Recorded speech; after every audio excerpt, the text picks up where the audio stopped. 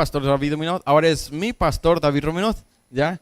Entonces empezamos a salir, empecé a conocer la iglesia, parte de lo que les compartían a algunos que ya conocen, yo vine a trabajar en parte de lo que es ahora el techo y la forma en la cual Dios pues utiliza a sus siervos, ¿no? En este general a sus hijos, porque yo no tenía idea de que, bueno, en algún momento dentro de los planes del Señor era que yo me viniera a establecer acá bajo la autoridad del pastor Rominot. Siempre lo he visto como un ejemplo a seguir, obviamente, en cuanto a la obra, con mucho trabajo, mucho esfuerzo y siempre, pues obviamente no dudo de ser humano, cansado, agotado, pero siempre con una energía. Hemos ido a Perú, a Iquitos con Elvis y algunos otros hermanos y siempre con una energía. Yo decía, bueno, espero, primero el desafío era llegar a la edad del pastor. Segundo desafío, llegar con la energía del pastor. Pero realmente, hermanos, yo siempre les había dicho, no saben, y no porque esté él acá, pero yo creo que se han dado cuenta del gran predicador y el gran pastor que tienen. Yo creo que Dios ha sido muy generoso con Macul al ponerles y ponernos ahora, aunque no soy parte de acá físicamente, pero un pastor realmente que predica la Biblia. Yo creo que son pocos ya los predicadores que se esfuerzan o se esmeran en predicar el mensaje bíblico, ¿no? Y yo creo que prueba de ello de que están creciendo, veo muchas caras nuevas y es prueba obviamente de que el mensaje se está predicando. Entonces voy a partir un poco para mostrarles la obra de lo que se está realizando en la Ciudad de México y en la cual ustedes a través de la misión de misiones son parte activa, pues para que yo pueda realizar este ministerio. Sin la labor económica que ustedes proporcionan y también de la oración, pues sería imposible que yo pudiera realizarlo. Así que vamos a pedirles allá que nos puedan poner bueno, el nombre es igual, no cambié el mapa, porque obviamente estamos ligados directamente a la iglesia acá en Macul. Por eso el nombre es Iglesia Bíblica Bautista Tianguistenco. Tianguistenco es una palabra en náhuatl que significa tianguistli, es mercado, y co es lugar. Entonces, o lugar del mercado o a orillas del mercado. Eso está ubicado así. Y el logotipo, salvo que cuando lo giremos, vamos a mantener el mismo logotipo de la iglesia en Macul, porque somos parte directa de Macul. Ahora sí. Eso es parte de lo que ya estamos haciendo. Un hermano nos regaló 15 sillas y nos prestó 10. De eso también ya con dinero ofrenda principalmente de mi papá y algún porcentaje que puse yo y de otro hermano, se ha podido comprar el púlpito y también el escenario. Entonces ya estamos trabajando, ya se está generando un poco el ingreso, pero no es suficiente. Una de las ventajas de este grupo, ¿puedes dar otro clic por favor? De que la mayoría de la iglesia está constituida por hombres. Una de las ventajas o desventajas, es muy difícil comprometer a los hombres a una reunión en México. Desventajas, por la influencia muy fuerte del catolicismo, en cuanto a las mujeres de estos hermanos empiezan a darse cuenta del cambio que se empieza a generar en sus vidas, las que los limitan para que vayan o sigan asistiendo son las mujeres.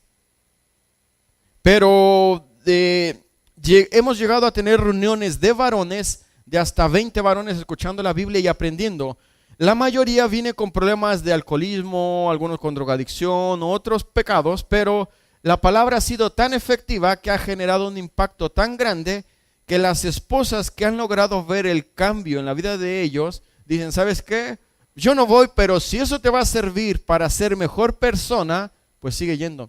Entonces realmente es buena la obra y el impacto que se está generando. Y bueno, estos dos hermanos, estas tres personas, ya terminamos el discipulado, las 16 lecciones, y ya están listos para poder empezar a ayudarme. Entonces ha sido de junio que iniciamos, casi 8 meses, directo, ya saben, el discipulado, una lección tras otra, una vez a la semana, pero es muy importante porque ahora ellos ya tienen su fe bien arraigada. Si ustedes no se han involucrado dentro del discipulado, no sabe la bendición que se pierde, y le animo, sea parte de los pilares de la iglesia en Macul que tenemos también en México. evangelismo, discipulado y misiones. Realmente ha impactado la vida de estos hermanos y hay que hacer la obra. Otro clip, por favor. Bueno, ahí está mi papá y yo.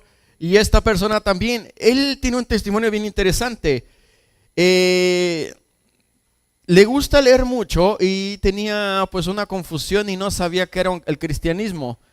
Y dijo desde la primera reunión que se asistió: yo vengo para escuchar lo que tú tienes que enseñar, pero el día que yo encuentre que ya no satisface mis necesidades, yo me voy a ir. Dije: no te preocupes. Y dije entre mí: voy a orar el doble por ti y te voy a dar más Biblia. Nosotros tenemos reuniones domingos, lunes y miércoles. La realidad para nosotros, nuestras reuniones no resultan en la mañana, el día domingo. Nuestras reuniones son a las 8 de la noche, el domingo, el lunes a las 8 y el miércoles por igual. Y hemos logrado meter más gente el lunes que el día mismo domingo y miércoles. Pero es la realidad de nosotros. Ustedes tienen otra realidad. Nosotros el día domingo es muy fácil que ellos lo adaptan para la familia. Y el domingo a las 10 de la mañana tú no ves a nadie. Estaba mi papá, estaba yo, y cuando fue la familia a Valenzuela, éramos los únicos. Y dijimos: vamos a cambiar el horario. Y David, yo ya tenía algo en mente, y David conversó conmigo, conversamos con el pastor Ruminot, y me dijo: ¿sabes qué? Cámbialo. Y tenemos una asistencia el día domingo de por lo menos 8 a 10 personas. Y los lunes, que es el día mayor, tenemos hasta 15 personas. Entonces, otra de las ventajas que Dios me ha permitido trabajar con ellos, nadie tenía otra influencia del cristianismo, no sabe nada, están de ceros todo. Entonces hay que ser muy pacientes, animarlos mucho, estar muy al pendiente de ellos y ser demasiado paciente. Entonces oren mucho por ellos, porque ante cualquier confusión, tribulación, pues es muy fácil que se desaniman porque todavía no tienen una fe, tienen 6 meses, son nuevos. Ya algo bien interesante, ya conoces mucho de Biblia, ya de hecho cuando se ponen a conversar con otras personas, le dice: bueno, yo no entiendo mucho, pero ya se están empezando, mejor dicho, ya inician a compartir de su fe con sus amigos o sus familiares. Y es un prejuicio muy grande, porque obviamente la sociedad mexicana tiene una raíz o una religión tan fuerte que incluso para ellos les da vergüenza. Una de las cosas que nos llamaba la atención, que un hermano llevaba una Biblia de las católicas grande y la cargaba. Y le decía: pero ¿no te complica traerla? Dice: sí, por lo pesado. Pero realmente ha sido muy interesante. Y yo obviamente, como nos enseñaba David Valenzuela a los que estuvimos en su clase, la obra es del Señor, ¿ya? Usted y yo somos instrumentos inútiles, porque hicimos o hacemos solamente lo que Él nos pide, no hacemos de más. Pero una de las maravillas del cristianismo es que Dios siempre va a bendecir su palabra y cambia. Y si no recuerdes, los que tienen poco tiempo, recuerden cómo era su vida antes. Y ahora estando en Cristo, pues es una maravilla, ¿no? Dice: pero ¿cómo? Me decía uno de ellos: ¿pero por qué no le conocí antes? Porque Dios tiene su tiempo. Pero lo importante, ya le conociste, ahora no te alejes. Si tú te alejas, te va a regresar. ¿Cómo? No sé, mejor no te vayas y quédate acá. Sí, entonces es lo mejor. Bien, otro clic. Y ahí tenemos ya una parte de una de las reuniones, ya la gente asistiendo. Y en esta ocasión fue cuando estuvo nuestro hermano David.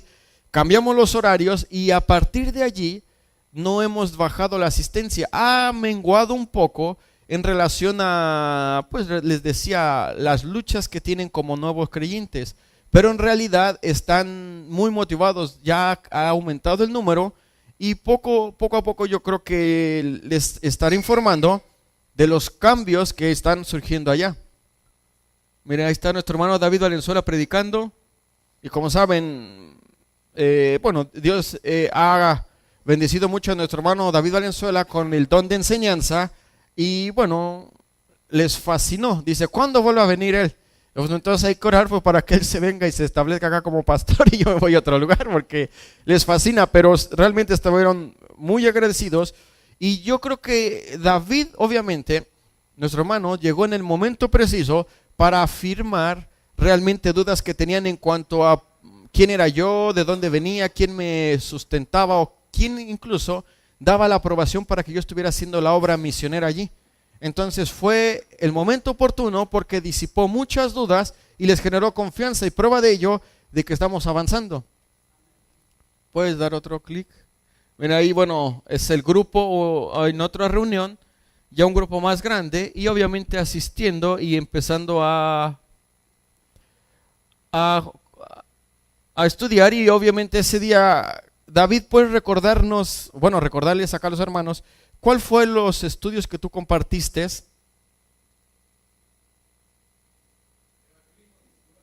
Sí, yo dije, ya se te olvidó, no puede ser. Ellos te recuerdan al hermano David, evangelismo, discipulado, misiones. Entonces, fue importante porque vieron la necesidad de estas tres áreas y que, bueno, ha sido parte importante de nosotros y seguimos generando para obviamente hacer crecer la obra. ¿Puedes darle otro clic, por favor? Y bueno, ya hay un poco más de asistencia. Y les decía, hay luchas porque a veces están muy motivados y nos faltan sillas. Y en ocasiones pues llega el desánimo, las luchas, las tribulaciones, y hay una asistencia baja. Entonces, pero sigan orando por nosotros. Es algo muy importante. Y yo creo que la labor principal obviamente es predicar el evangelio. ¿Y a quién? A toda criatura. Oren mucho por las esposas de cada uno de ellos. Antes de irme, yo les voy a dejar los nombres de los varones que asisten fielmente y de sus esposas para que ustedes estén orando por ellos. Porque créanme que yo sé que es cosa de tiempo. Tengo mucha esperanza y mucha fe en el Señor de que estamos haciendo de alguna forma lo que han estado viendo en Hechos. Bueno, todavía no llegan a Hechos capítulo 10, pero estamos dando de la visión que siempre se ha enseñado acá, a la cabeza. Y acá se está cumpliendo perfectamente. Yo digo, wow, no cabe duda que Dios es muy sabio, obviamente, pero me está mostrando el modelo. Tenemos puros hombres, pero en la medida que estos hombres se vayan comprometiendo más, van integrando a la familia, y al rato no voy a tener a uno, voy a tener probablemente a 4 o 5. Si son 6, 7 hombres, hagan la cuenta. Pero es un trabajo lento. Hay que ser muy pacientes. Y algo muy interesante, que todos los hombres están tomando el discipulado. Entonces, se está haciendo la obra. Bueno, vamos a tener mucho tiempo para conocernos en el campamento. Vamos a tener tiempo para que les pueda compartir más detalles, más preguntas si tienen. Pero por ahora vamos a lo importante, que es la palabra del Señor. Y algo de lo que yo les quiero compartir, miren, en algún momento yo me fui de acá de Chile, en la iglesia a la cual pertenecía, y bueno, fue una bendición estar en otro lugar, en Guadalajara, que también conoció el pastor David, mi pastor, y también nuestro hermano David Valenzuela. Y bueno, resulta que había la posibilidad de irme a otro lugar, a abrir otra nueva obra, o a apoyar una nueva obra más bien. Me voy y también estuve 2 años. Y bueno, Dios en su misericordia o entre sus planes me cambia de lugar. Y en ese tiempo entró toda una serie de confusión. Yo no sabía qué hacer porque no tenía iglesia local.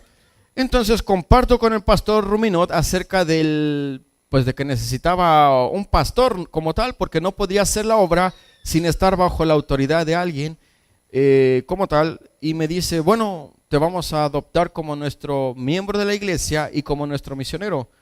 Pero algo que me dio mucha tranquilidad, y algo que todos los creyentes debemos hacer, que solemos ocupar muy poco, es la oración.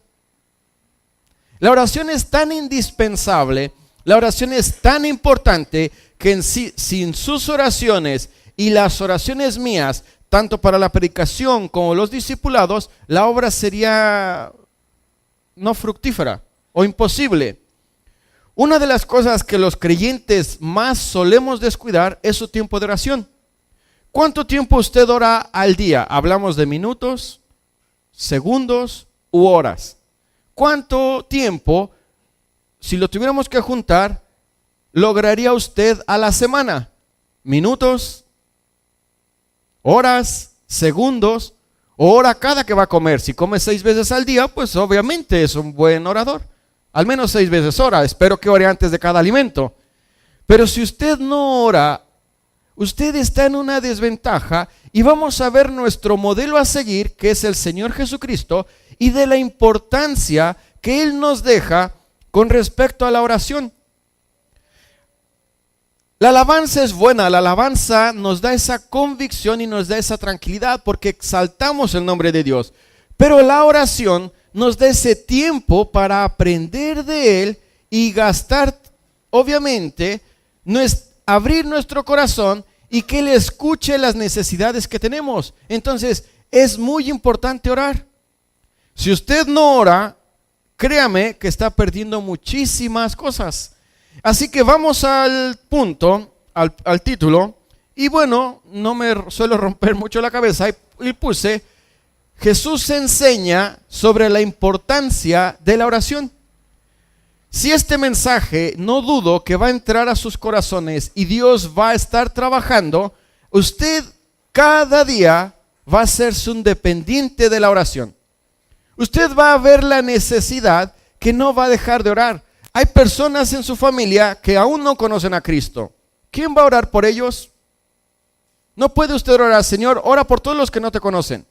Usted tiene que orar por nombre y apellido de cada uno de sus amigos, familiares o vecinos que no conocen a Cristo.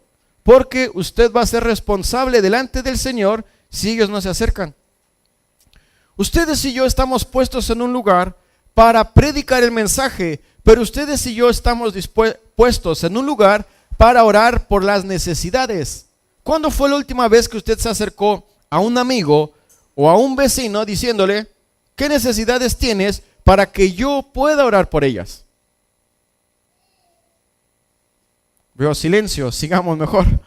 Ok, bueno, nuestro texto va a estar en Lucas. Busquen allí, Lucas capítulo 11. Por si acaso, a pesar de que vamos a estar poniendo solamente los títulos y los versículos, búsquenlos. Yo me puedo equivocar, puedo haber puesto un número mal allí. Y usted, como buen lector de la Biblia, me puede decir: ¿sabe qué? Creo que el texto no corresponde. Y no hay ningún problema. Pero abra su Biblia. Dios habla solo a través de su palabra, por eso es que la estamos leyendo y vemos la eficacia de la misma. Lucas capítulo 11, versículo 1 al 13, dice allá. Y vamos a ver cómo es que Jesús y sus discípulos, recuerde, una de las cosas que hacía Jesús era el mejor maestro que hemos podido tener y ejemplo a imitar. Jesús viene de pasar tiempo con sus discípulos, viene de estar con Marta, con María, viene de estar con los 70, viene de relatar a Lucas acerca de lo que ocurre con el buen samaritano y ahora nos enseña y nos muestra la necesidad de orar. Miren, Lucas capítulo 11. Aconteció que estaba Jesús orando en un lugar y cuando terminó, uno de sus discípulos le dijo: Señor, enséñanos a orar. Una de las cosas que Jesús más practicaba era aislarse para orar. Vamos a ver que antes de tomar cualquier decisión, Él oraba. Después de una victoria, Él oraba. Antes de hacer cualquier cosa, Él invertía tiempo en la oración. Era una necesidad. Y lo que Jesús quería enseñarnos era la dependencia en la oración. Mire, dice: como también Juan enseñó a sus discípulos. Y les dijo, no es una oración repetitiva. Vamos a ver Marcos que nos dice al respecto. Mateo, perdón. Cuando oréis, decid. Miren, primero les muestra: reconoced a cuál van a orar. No le van a hablar al flaco, no le van a hablar al de arriba. Le están hablando y estamos conversando con Dios. Por eso les dice: Padre nuestro que estás. Primero reconocer a quién va dirigida esta petición o esta súplica. A una deidad superior que se llama Dios. No tiene otro nombre, no se lo cambie usted. Le puede llamar Jehová, Elohim, Adonai, el nombre que usted quiera, pero recuerde, es Dios. No tiene otro nombre, no se lo cambie usted. Y le dice, reconoce una de las virtudes en cuanto a la esencia de Dios. Santificado sea tu nombre. Dios es perfectamente santo. Ya nos da una idea ¿cómo tiene que ser nuestra oración? De corazón, pero con mucho respeto. Venga tu reino. Y algo que no nos gusta, mire la segunda parte. Hágase tu voluntad como en el cielo, así también en la tierra. ¿Y qué tal si lo que usted está pidiendo no es la voluntad de Dios? ¿Y qué tal si por lo que usted se ha afanado no corresponde a la voluntad de Dios? Pero ahora sí, hágase tu voluntad en el cielo y en la tierra. Solamente a mí, ayúdame a aceptar tu voluntad. Yo deseo que esto que estoy pidiendo sea semejante a tu voluntad. Pero ¿y si no lo es? ¿Dios deja de ser Dios? ¿Usted deja de amarlo? No, quizás nunca habían luchado con esto. Hay que orar, pero la oración no compromete a Dios a darte lo que tú le pides. La oración es para que tú y yo mostremos una necesidad de conversar con Él. Él lo puede dar, Él es soberano, pero no está obligado. No por el hecho de que tú ores muchas veces Dios te lo va a dar. Dios no obra así, porque entonces ya no sería Dios. Les dice, el pan nuestro de cada día, dánoslo hoy, mañana y pasado. Diario nada más. Hay dos cosas que Dios promete, el vestido y el alimento. Lo demás es extra. Tienes 2 pares de zapatos, pues Dios te ama, te dio 2. Yo tengo como 20, pues te ama más. Pero no, eso es extra. 2 cosas te promete, el vestido y el alimento. Y dice acá, el pan nuestro de cada día, dánoslo hoy. Así como al judío le enviaba maná diario, a ti te pide en este momento y te dice, Jesús, pídele por hoy. Ya mañana es otro día, ya no sabes si vas a despertar. ¿Para qué le pides para mañana? Pídelo hoy. Y dice, miren, bien importante, y perdónanos nuestros pecados. Y otro versículo que quisiéramos algunos o algunas eliminar de la Biblia. Perdónanos nuestros pecados, porque también nosotros algunas veces, si nos conviene, perdonamos a todos los que siempre y cuando no sean tan crueles y nos ofendan. A veces es así, ¿verdad? Señor, dame más de ti. Señor, quiero aprender más de ti. Pero a este quítamelo porque no lo tolero. Pero te amo, Señor. Eres mi razón de ser. Y te estoy orando. Pero viene esta imagen de la persona y lo quieres odiar. Alguno puede decir, Señor, Padre Santo, ¿te lo llevas o te lo mando? Dice, no. Si está en la iglesia, o mejor dicho, si tú estás en la iglesia, es para que lo ames. ¿Sabe cuál es el ser más imperfecto en las iglesias? ¿Todos tienen espejos? Ahí van a encontrarlo. Pero vayan de a uno nada más, no vayan por parejas, ¿ya? Ese es el ser más imperfecto. Líderes, hermanos, estamos llenos de defectos, pero hay algo que nos une: la fe en Cristo. Y si nos une el amor, obviamente vamos a tolerarnos. Y sigue, saltemos hasta el versículo 9. Y yo os digo, miren la importancia de orar. Pedid y se os dará. Buscad y hallaréis. Llamad y se os abrirá. Si usted no pide, no espere que Dios se lo dé porque sabe lo que necesita. Usted y yo tenemos que pedirlo. Señor, te pido por todos los que no han comido. Pero si sabes por nombre y apellido, hazlo así. Porque todo aquel que pide, ¿qué cosa? Claro, pero si no, ¿por qué no recibo nada? Pues porque no pides. Y el que busca, halla, y al que llama, se le abrirá. Y miren qué ejemplo nos da Jesús. ¿Qué padre de vosotros, si su hijo le pide pan, le dará una piedra? Tengo hambre. ¿Cómo te dirá? Esta piedra está bien rica. No hacemos eso, ¿verdad? Los que son padres no lo hacen. Mire. O si le pide, o si pescado, en lugar de pescado, le dará una serpiente. Un padre normal no hace eso, ¿verdad? Y mucho menos Jesús, en este caso Dios, perdón, que sabe que no es así. Y mire, pues si vosotros, siendo, ¿cómo nos llama? Malos, sabéis dar buenos regalos o buenas cosas a vuestros hijos, ¿cuánto más vuestro Padre Celestial dará el Espíritu Santo a los que se los pidan. Pero ahora sí, miren, busquen Mateo, porque puede ser que usted salga repitiendo esta oración. Padre, no es lo que sabemos. Mateo capítulo 6, versículos 5 al 15. Y solamente vamos a leer una parte que es importante. Mateo 6, del versículo 5 al 7 en realidad, al 8. Mateo capítulo 6, versículos 5 al 8. Y mire, dice, Mateo 6, versículo 5, y cuando ores, no seas como los hipócritas, refiriéndose a los fariseos, porque ellos aman el orar en pie en las sinagogas y en las esquinas de las calles. ¿Pero por qué? Para ser vistos de los hombres. No tenemos que ser así. No ores por llamar la atención. Tu oración debe ser tan sincera y pura como cuando hablas. Si tú utilizas palabras muy elegantes, úsalas al orar. Pero si, ¿qué va, compadre? No hables de otra forma. Habla natural, pero recuerda, con respeto. Vividos 6 años en Chile, conozco cosas.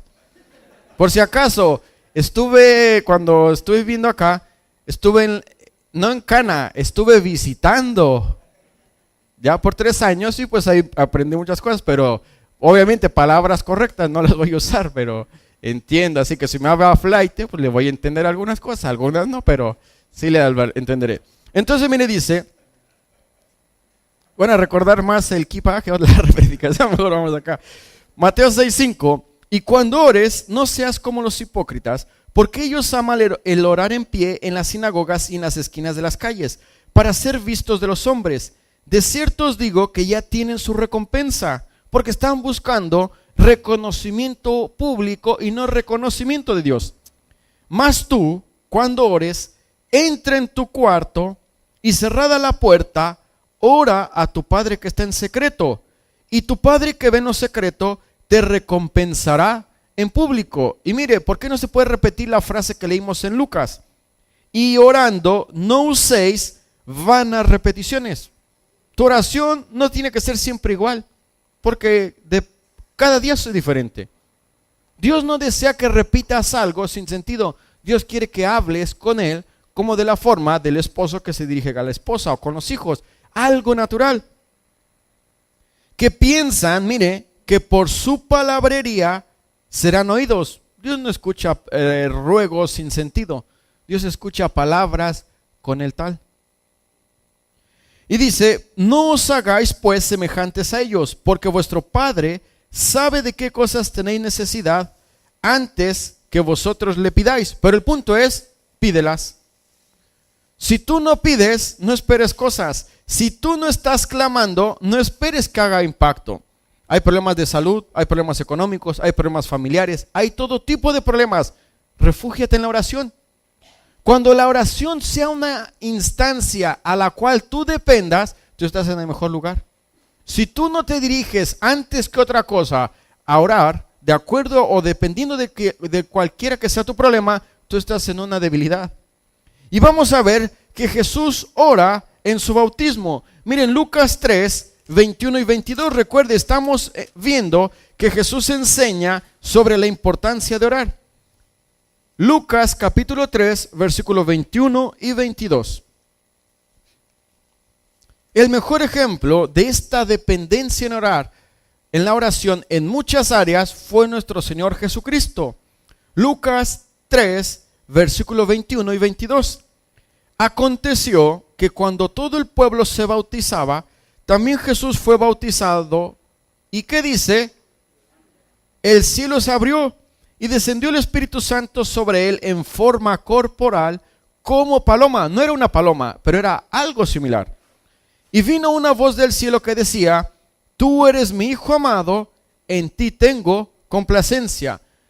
Un aspecto importante dentro del ministerio de Jesús para hacerlo oficial fue el bautismo. A través del Espíritu Santo, a través de la venida en este caso y autorizar a Jesús como Dios mismo, era importante que Jesús orara y era importante que se diera todo. Dios reconociéndolo, el Espíritu Santo, y vemos a la Trinidad confirmando el ministerio de Jesús. Pero Jesús oraba. Jesús no, Él era Dios, Él no tenía necesidad, pero nos está dando una enseñanza. El mismo Hijo que es Dios está orando. No hace las cosas sin sentido, todo tiene un propósito. Miren el punto número 2. Jesús ora antes de predicar. Jesús ahora vemos que ora antes de una predicación, antes de invertir tiempo, antes de hablarle usted y yo a una persona de Cristo mismo, pase tiempo en oración para que Dios quebrante su corazón, para que Dios le dé la sabiduría, para que Dios le dé a usted las palabras precisas y principalmente le dé valentía, porque las primeras veces cuando no se ha evangelizado da temor. Pero Jesús aquí vemos que antes de predicar ora. Mire Marcos capítulo 1 versículo 35 al 39. Lo que suelen hacer casi la mayoría. En vacaciones vamos a pensar que es diferente, pero en los demás días del año, levantándose muy de mañana. Bueno, vamos a pensar levantándose, ya con que levantándose ya. En este caso Jesús no, Él muy de mañana, en usted y en mí levantándose. Levantándose muy de mañana, siendo aún muy oscuro, salió y se fue a un lugar desierto. Y allí, ¿qué cosa? ¿Pero por qué? Tenía un problema. Mire, sigamos. Y hallándole, le dijeron, todos te buscan. Él les dijo, vamos a los lugares vecinos. ¿Para qué cosa? Para que predique también allí, porque para esto, un gran ejemplo. Antes de compartir, invirtió tiempo. Pasó tiempo con el Señor orando, porque Él sabía que el mensaje tiene poder.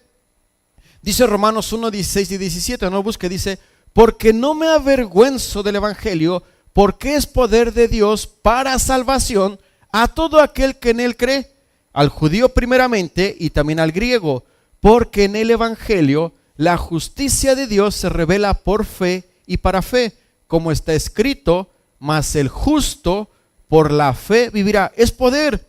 No son sus palabras las que cambian a un corazón. No es nuestra capacidad, no es nuestra amistad, no es nuestra gran predicación. Es ser fiel al mensaje del Evangelio. Eso transforma vidas. ¿Cuántas veces mire, piénselo así. Si la persona que le compartió de Cristo hubiese sido renuente a la obra del Espíritu Santo, usted y yo no estaríamos aquí. Estaríamos muertos, como dice Efesios 2, en delitos y pecados, lejos de la ciudadanía de Dios. Pero como esa persona vio la necesidad en usted y en mí de conocer de Dios, te predicó el mensaje. ¿Qué fue lo que transformó tu vida? No fue el tener un edificio bonito, no fue el saber que iba a predicar a alguien. Escuchar el mensaje que cambia vidas. Eso te cambió. Y el escuchar que Cristo es Dios y que vino a la cruz del Calvario a morir por tus pecados para darte perdón y vida eterna. Ese es el Evangelio.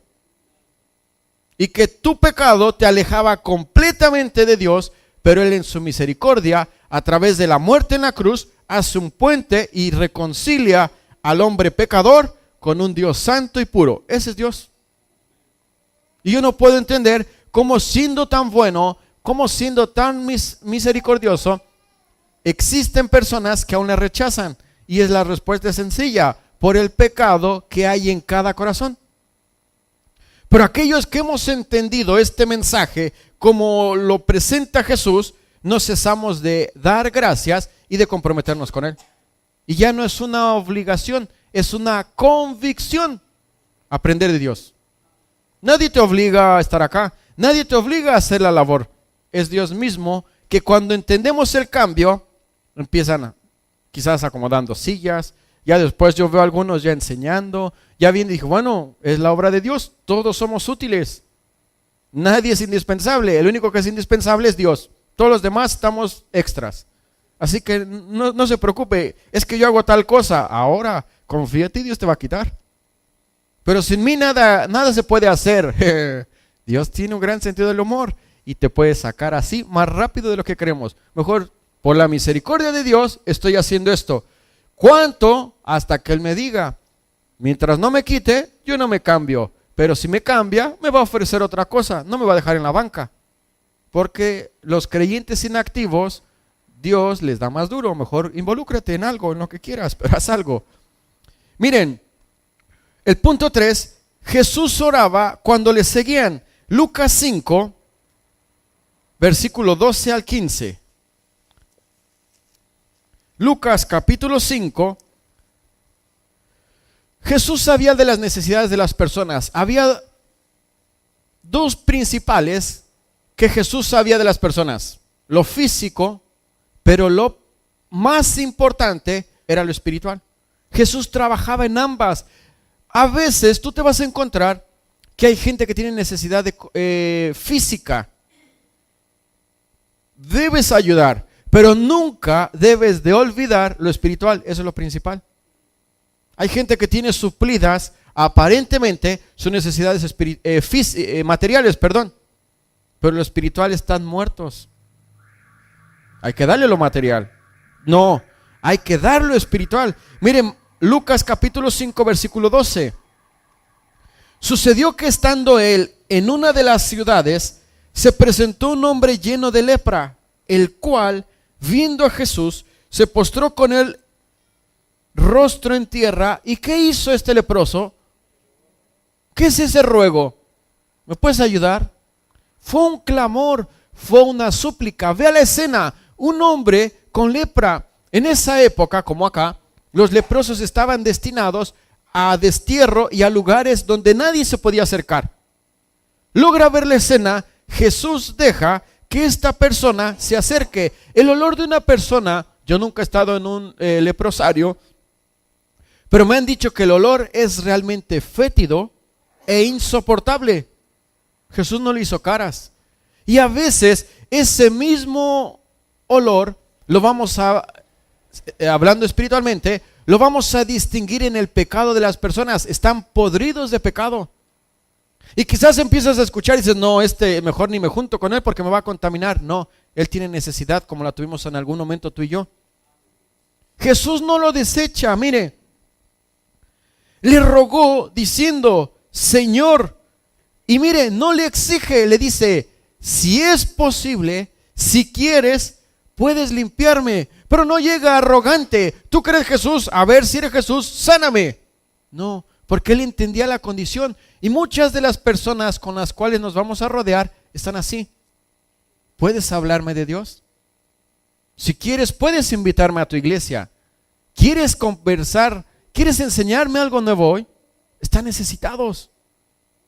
Mire versículo 13. Entonces, extendiendo él la mano, le tocó. Miren, ¿cuántos nosotros vemos el pecado como peor que la lepra? No, ese no, porque me va a contaminar. Jesús no tenía esa visión. Y le dice, le tocó diciendo, quiero ayudarte, sé limpio. Y al instante la lepra se fue de él. Mire qué gran ejemplo. Ora, porque era algo importante. Sabía que se iba a acercar a este y muchos tipos de personas. Versículo 14. Y él le mandó que no le dijese a nadie, sino ve, le dijo, muéstrate al sacerdote y ofrece por tu purificación, según mandó Moisés para testimonio de ellos. Pero su fama se extendía más y más, y se reunía mucha gente para oírle y para que le sanase de sus enfermedades, físico y espiritual. Mas él se apartaba a lugares desiertos y oraba. ¿Por qué? Porque sabía que tenía un gran ministerio, sabía que tenía un gran desafío y sabía que necesitaba depender de la oración. Jesús nunca, a pesar que es Dios, nunca hizo nada conforme a lo que él agradaba. Siempre actuó dependiendo del Padre. Lo vemos en la tentación en Mateo 4. 3 veces el diablo lo tienta y Jesús le dice, escrito está, escrito está, escrito está. Y dice, por un tiempo el diablo le dejó. Pero ¿qué hacía Jesús? dependiente en todo momento del Padre. Vamos a ver otro punto. Solo son 63, ya nos faltan 60. No se crea. Jesús ora después de una victoria. ¿Por qué? Cada que usted y yo oramos y ocurre un milagro o se hace la voluntad de Dios, siempre va a venir una lucha. Ahora dice el pastor, se ha estado orando por el campamento. No dudo que el campamento va a traer bendición y espero que Dios me use para que Él sea el que se glorifique, no yo. Él necesita toda la honra.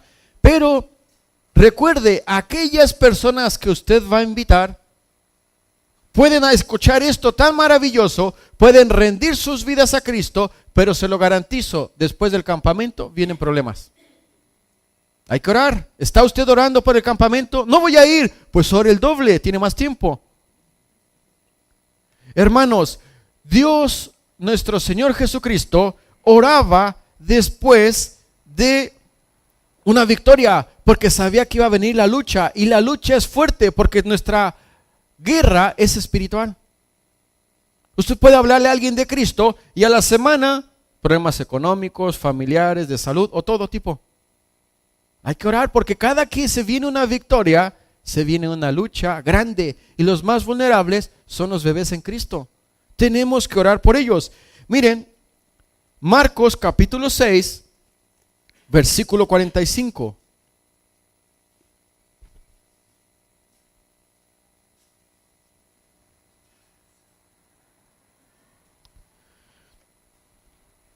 Miren, este milagro, este ejemplo viene de lo siguiente. Si ustedes se dan cuenta en el versículo 30, ¿qué ocurre en Marcos capítulo 6, versículo 30? ¿Qué milagro hace Jesús? Alimenta a 5,000. Fue un gran milagro, fue una gran bendición. Bueno, versículo 45.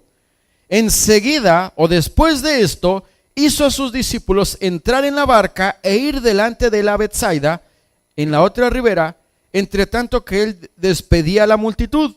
¿Cuál? Los 5,000.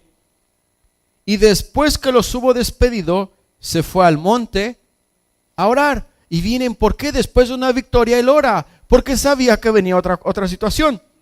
Y al venir la noche, la barca estaba en medio del mar y él solo en tierra. Y viéndoles remar con gran fatiga, porque el viento les era contrario, cerca de la 4ª vigilia de la noche, vino a ellos andando sobre el mar y quería adelantárseles. Viéndole ellos andar sobre el mar, pensaron que era un fantasma y gritaron, porque todos le veían y se turbaron. Pero enseguida habló con ellos y él les dijo, tened ánimo, yo soy. ¿Y qué les dice? No temáis. Cada que hay, después de una victoria y cada que estamos orando, se viene un problema fuerte. Hay que ser fieles y estar preparados. Los problemas, Dios no los ha diseñado para que te alejes de Él. Dios los ha diseñado para que te acerques a Él. Porque ahí donde tú entiendes tu verdadera condición, desprotegido y miserable, y dependiendo completamente de Dios. Para eso son los problemas. Yo puedo hacer todo, ya soy maestro de escuela dominical, soy pastor, soy esto, lo otro. Dios me ama tanto que no creo que me permita pasar una prueba, ¿sí? Porque quiere evaluar tu corazón. Quiere ver cuál va a ser tu reacción. Y si estamos en un pedestal que no nos toca, nos quiere volver a aterrizar a la tierra. ¿Se recuerda de dónde has salido? Si tus justicias fuesen como tú crees, yo las veo como trapos de inmundicia, como trapos de leproso. No tiene sentido sin mí. Entonces, Jesús ora después de una victoria. Punto 5. Jesús ora cuando anuncia su muerte, porque sabía que iba a haber turbación. Lucas capítulo 18, versículo 21.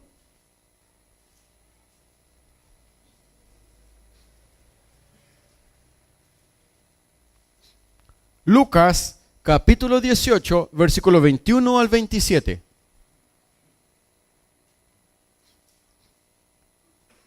Mire, Lucas, Evangelio de Lucas, capítulo 18, versículo 21 al 27.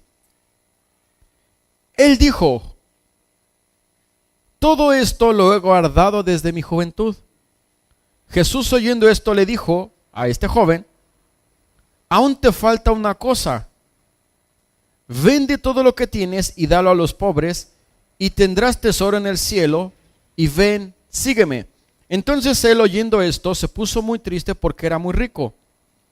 Al ver Jesús que se había entristecido mucho, dijo: cuán difícilmente entrarán en el reino de Dios los que tienen riquezas, porque es más fácil pasar un camello por el ojo de una aguja que entrar un rico en el reino de Dios. Y los que lo oyeron esto dijeron: ¿quién pues podrá ser salvo? Él les dijo: lo que es imposible para los hombres es posible para Dios. Entonces Pedro dijo: he aquí, nosotros hemos dejado todas nuestras posesiones y te hemos seguido. Y él les dijo: de cierto os digo, que no hay nadie que haya dejado casa o padres o hermanos o mujer o hijos por el reino de Dios, que no haya de recibir mucho más en este tiempo y en el siglo venidero la vida eterna. Una de las cosas que Jesús, y en el 31 al 34 del mismo capítulo 18, anuncia su muerte. Jesús sabía de que de alguna forma, al irse él, iban a empezar a enfrentar tentación. Pasó 3 años con sus discípulos y ejerció un discipulado personal con 3: Pedro, Juan y Jacobo. ¿Quién fue Pedro? Lo negó 3 veces. Juan seguía de lejos. Jacobo, ¿era su medio hermano o era el otro? ¿Quién era? Ahí luego lo luchan con él. Pero no estaban listos. Tú y yo en 1 año, en 2 años, recién nos estamos empapando de lo que es el Evangelio. Recién estamos descubriendo las maravillas de Dios. Y Jesús por eso oró cuando anuncia su muerte, porque quería mostrarles que la lucha iba a ser fuerte. Pedro no entendió completamente. Pedro llora amargamente después de haberlo negado, porque sabía que iba a ser así. Una de las cosas que Jesús hacía, dice: no te ruego que los quites de este mundo, sino que los mantengas. Él sabía que la lucha en este mundo iba a ser muy complicada. Punto 6. Jesús ora delante del sepulcro de Lázaro para mostrar y convencer a su audiencia judía que él era Dios. La gente está desanimada. Marta, María repiten la misma frase: si hubieses estado aquí, mi hermano no habría muerto. Vuelve después y dice la misma frase: si hubieses estado aquí, mi hermano no hubiera muerto. Y Jesús le dice esta enfermedad, y sus discípulos antes le mencionan: Lázaro, tu amigo, está enfermo, está muriendo. Dice: esta enfermedad no es para muerte, sino para glorificar al Padre.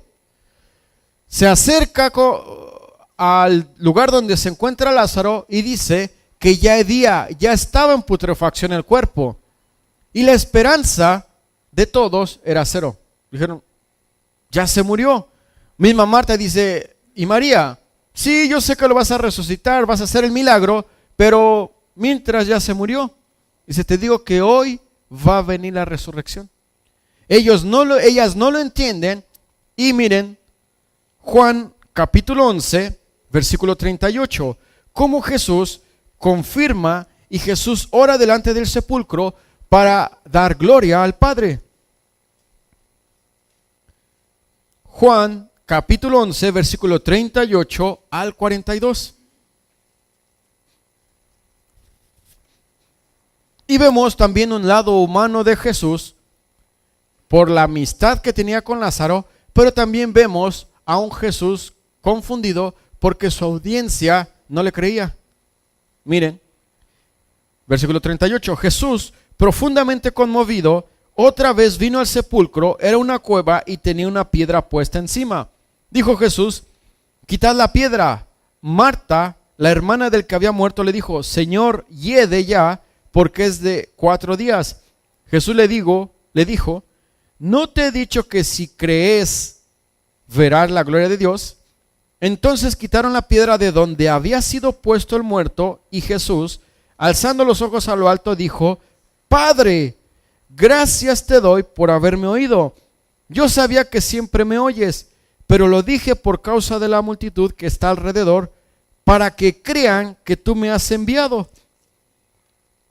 Y habiendo dicho esto, clamó a gran voz: Lázaro, ven fuera.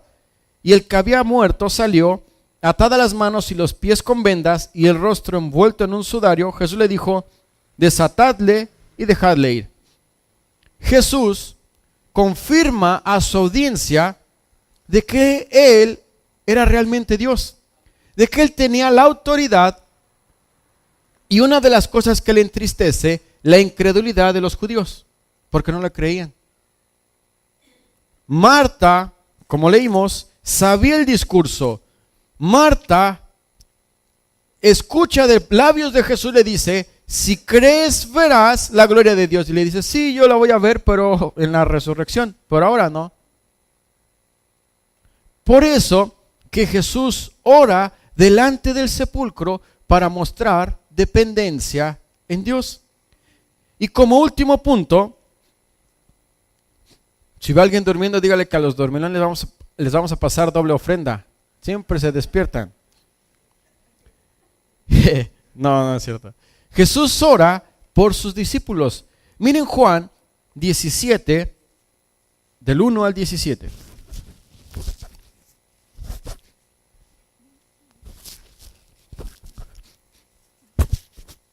Mire, dice Juan 17, versículo 1 al 17.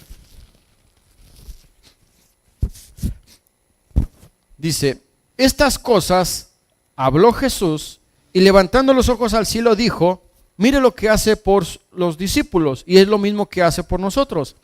Padre, la hora ha llegado, glorifica a tu Hijo, para que también tu Hijo te glorifique a ti. Como le has dado potestad sobre la carne, sobre toda carne, para que dé vida eterna a los que les diste. Y esta es la vida eterna, que te conozcan a ti, el único Dios verdadero, y a Jesucristo, a quien has enviado. Yo te he glorificado en la tierra, he acabado la obra que me diste que hiciese. Ahora pues, Padre, glorifícame tú al lado tuyo con aquella gloria que tuve contigo antes que el mundo fuese. He manifestado tu nombre a los hombres de que del mundo me diste. Tuyos eran y me los distes, y han guardado tu palabra. Ahora han conocido que todas las cosas que me has dado proceden de ti, porque las palabras que me diste las he dado, y ellos las recibieron, y han conocido verdaderamente que salir de ti, y han creído que tú me enviaste. Y mire versículo 9. Yo ruego, ¿por quién? Claro, porque iban a confirmar el mensaje, iban a confirmar la predicación. Y es lo mismo que tenemos que hacer es ustedes y yo, predicar, y el que ora porque este mensaje sea vivo y eficaz es Dios mismo. Y todo lo mío es tuyo, y todo lo tuyo mío, y he sido glorificado en ellos. Y ya no estoy en el mundo, mas estos están en el mundo, y yo voy a ti, Padre Santo, a los que me has enviado, mire, guárdalos en tu nombre, para que sean uno, así como nosotros. Cuando estaba con ellos en el mundo, yo los guardaba en tu nombre. Cristo mismo hacía la labor con los discípulos. A los que me diste yo los guardé, y ninguno de ellos se perdió, sino el hijo de perdición, para que la escritura se cumpliese. Pero ahora voy a ti, y hablo esto en el mundo, para que tengan mi gozo cumplido en sí mismos. Y luego termina el 15. No ruego que los quites del mundo, sino que los guardes del mal.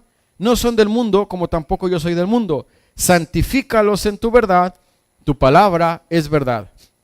Hemos visto 7 aspectos importantes de la oración en la vida de nuestro ejemplo a seguir, de nuestro Señor Jesucristo. Cada que usted y yo nos hagamos dependientes en este aspecto tan importante como la oración, vamos a ver grandes cosas. Va a haber probablemente un avivamiento, y no estamos hablando en el sentido pentecostal, porque el que hace crecer la obra es Dios. Usted ora por cada que se predica el mensaje sea de impacto para los nuevos. Usted ora por los discipulados que sean efectivos y generen la sabiduría que se necesita como nuevo. Usted ora por otros predicadores que están en diversos lugares compartiendo la palabra del Señor. Si somos sensibles a esta oración, si somos sensibles a depender de ella, grandes cosas van a ocurrir. Seamos dependientes de la oración. Quizás vuelva a hacer la pregunta que al inicio, tu oración son segundos, mejora. Quizás son minutos, mejora. Quizás son horas, sigue mejorando. Porque cada que tú oras, estás en plena comunión con Dios. Si todos lo entendiéramos, pasaríamos todo el día orando. No necesitas una posición, porque Dios conoce los corazones. Pero hagamos de esta herramienta importante una necesidad. Vamos a terminar. Querido Dios y Padre Santo, muchas gracias te damos por este día.